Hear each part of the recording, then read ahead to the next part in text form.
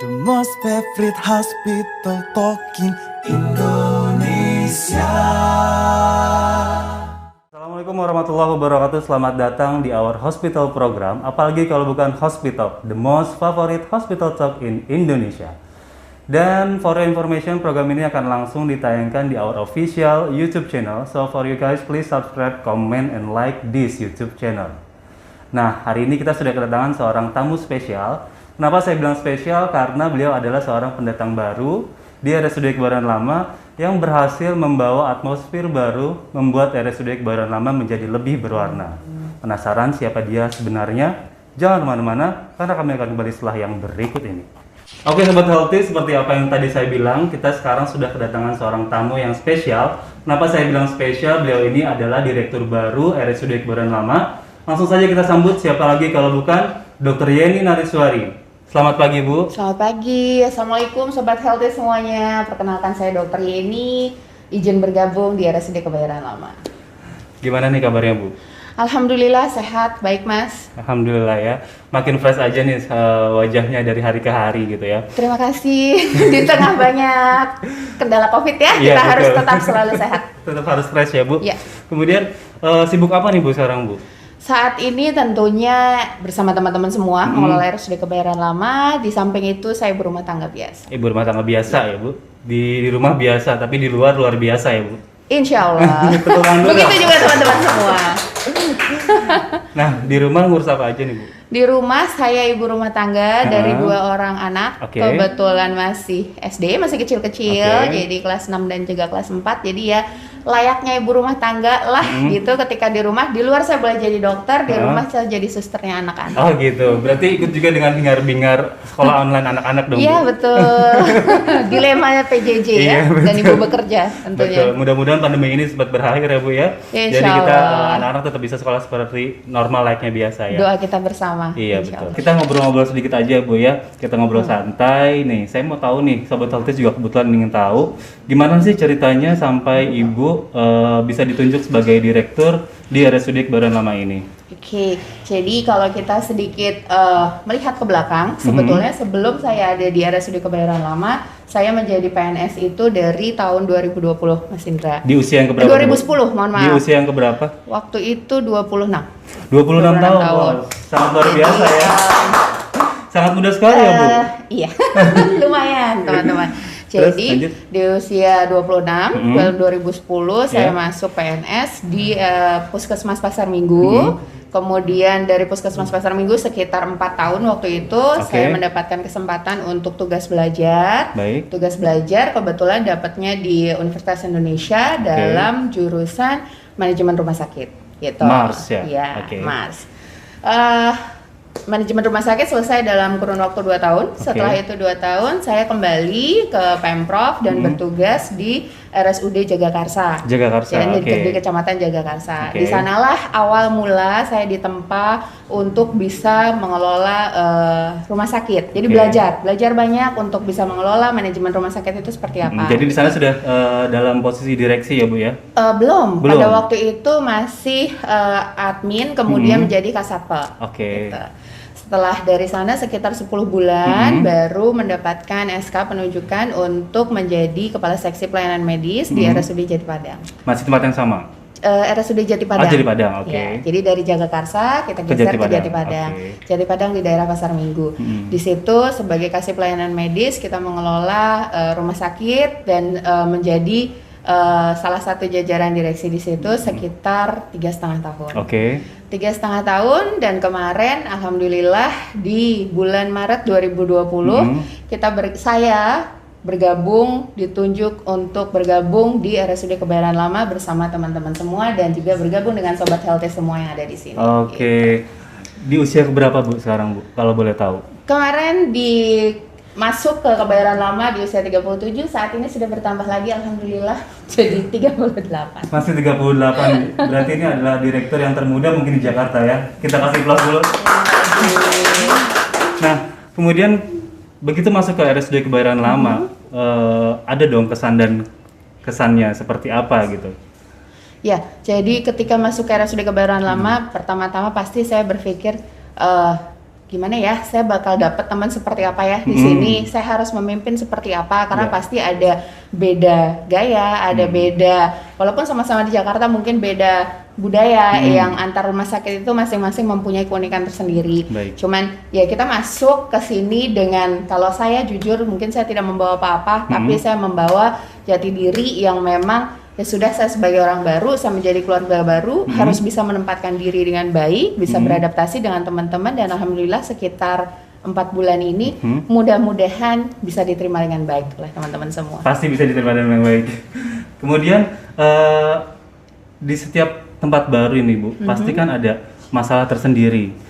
Dimanapun itu pasti ada masalah, ada lika-liku masalah di dalam sebuah instansi. Nah, ketika Ibu masuk ke sini, bagaimana cara Ibu menghadapi masalah yang ada di instansi yang baru saja Ibu naungi gitu Bu? Ketika awal masuk ke RSUD Kebayoran Lama, sebetulnya memang masuk sudah disambut kita dengan beberapa masalah waktu itu. Ada tidak hanya satu, berbagai macam masalah kita ada di sini. Cuman saya sangat percaya bahwa di setiap institusi pasti semua akan mengutamakan yang namanya komunikasi. Jadi saya pasti masuk ke suatu tempat dengan mengutamakan yang namanya kita bisa berkolaborasi, kita bisa bekerja sama, dan kita harus mengutamakan yang namanya komunikasi. Jadi semua masalah menurut saya akan selesai jika kita bisa mengkomunikasikan dengan baik seperti apa dan bagaimana memecahkannya, dan bagaimana kita bisa memonitor masalah itu supaya tidak terulang kembali di rumah sakit. Nah, berbicara tentang koordinasi, bagaimana cara Ibu memanage koordinasi antara nakes yang satu di unit satu dengan nakes yang satu di unit yang lain, seperti itu di rumah sakit ini? Kalau untuk koordinasi, saya lebih senangnya karena jujur ya, karena saya juga sebelumnya adalah seorang Yanmed, kasih pelayanan medis. Jadi saya cukup paham betul bagaimana mengoperasionalkan suatu rumah sakit. Jadi suatu rumah sakit, nakes ataupun non nakes yang dari rumah sakit itu tidak hanya kita bisa bekerja sendiri, tapi ketika kita ada di suatu unit, kita pasti akan berbicara unit secara kolaborasi, secara terintegrasi. Jadi satu kegiatan dalam satu unit itu pasti ada supporting system dari unit-unit yang lain. Jadi balik lagi, kita bisa berkoordinasi dengan baik antar nakes ketika komunikasi itu berjalan dengan baik. Jadi ketika kita bisa berkomunikasi dengan baik antar nakes maupun nakes dan non nakes gitu, dan sebaliknya, pasti kerjasama itu akan terjalin dengan baik. Jadi intinya ada di komunikasi ya Bu ya. Nah kemudian untuk program-program atau gebrakan-gebrakan Ibu begitu Ibu datang ke sini itu seperti apa Bu?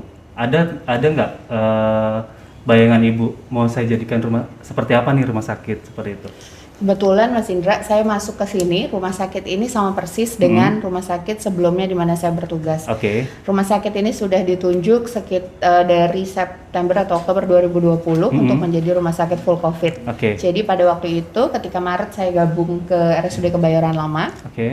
Rumah sakit ini sudah menjadi rumah sakit full COVID, di mana pelayanannya dari mulai IGD sampai juga rawat inap dan ruang operasi dan lain-lain itu sudah hanya untuk pasien COVID. Jadi, COVID ya? Betul. Jadi yang kita laksanakan di situ adalah bagaimana mengoptimalisasi kinerja rumah sakit ini bisa melayani semaksimal mungkin sesuai dengan SK penunjukan. Nah, selain itu pasti kita harus mengembangkan bagaimana nih kita bisa bermanfaat banyak buat masyarakat tentunya, buat orang lain. Jadi pelayanan itu walaupun kita lingkupnya kecil hanya untuk melayani COVID, tapi saya berusaha untuk memaksimalkan daya tampung kita, daya tampung untuk melayani pasien COVID, dan juga memaksimalkan bagaimana peran kita keluar rumah sakit ini dalam rangka screening COVID, diantaranya MCU yang kita lakukan dengan lintas sektor terkait. Gitu. Nah, kemudian setiap pemimpin itu kan memiliki gaya pemimpinan sendiri ya. Nah, agak sedikit menjurus ke gaya kepemimpinan Ibu. Itu kira-kira seperti apa? Kalau pribadi saya mungkin tidak terlalu yang kaku orangnya. Saya cukup fleksibel. Untuk memimpin suatu institusi, saya mengutamakan transparansi dan juga komunikasi. Jadi apapun yang ada di rumah sakit ini, semua unit harus tahu, semua unit harus terlibat, terintegrasi, dan juga balik lagi tadi dari awal kita bicara komunikasi. kita harus banyak berkomunikasi. Setiap kendala harus kita bicarakan bersama, harus kita pecahkan bersama supaya kinerja kita menjadi lebih optimal tentunya. Oke, jadi intinya komunikasi, kolaborasi, dan koordinasi ya Bu yang paling penting. Nah, pertanyaan terakhir nih Bu. Pasti Ibu punya harapan bagi semua karyawan ataupun unit-unit terkait yang ada di RSUD Kebayoran Lama ini. Kira-kira apa Bu? Kalau dari hati saya yang paling dalam, harapan pastinya rumah sakit ini, harapan saya selalu yang terbaik. Baik untuk rumah sakitnya, untuk SDM-nya, kemudian untuk kelanjutan rumah sakit ini ke depan. Saya pengen banget menyatukan rumah sakit ini, teman-teman semua menjadi SDM yang kompak. Karena kita bekerja antar unit itu saling terintegrasi gitu. Jadi kita menyatukan rumah sakit ini, memberi pelayanan itu sama, terstandar, baik dari unit yang satu maupun unit yang lain. Di luar pun nama teman-teman sebagai RSUD Kebayoran Lama merupakan rumah sakit yang memberi pelayanan prima. Jadi di luar pun teman-teman bisa berkibar dengan baik. RSUD Kebayoran Lama merupakan RSUD yang bisa dibanggakan, terutama sebagai salah satu RSUD tipe D-nya Pemprov DKI Jakarta. Harapan terbaik selalu untuk teman-teman semua. Baik, terima kasih Ibu. Mungkin cukup sekian bincang-bincang kita kali ini. Terima kasih sudah mau hadir di acara podcast Hospital Talk RSUD Kebayoran Lama ini. Mudah-mudahan Ibu sehat selalu, sukses terus untuk karirnya dan rumah tangganya juga. Mudah-mudahan anak-anaknya bisa bertambah lagi ya Bu ya, biar tambah ramai di rumah. Siap, terima kasih banyak Mas Indra. Iya, oke Sobat Holtis, I think that's it for today. I see you again next time. Have a really nice day, see you next time. I have to go again. Bye-bye. Assalamualaikum warahmatullahi wabarakatuh. The most favorite hospital talking Indonesia.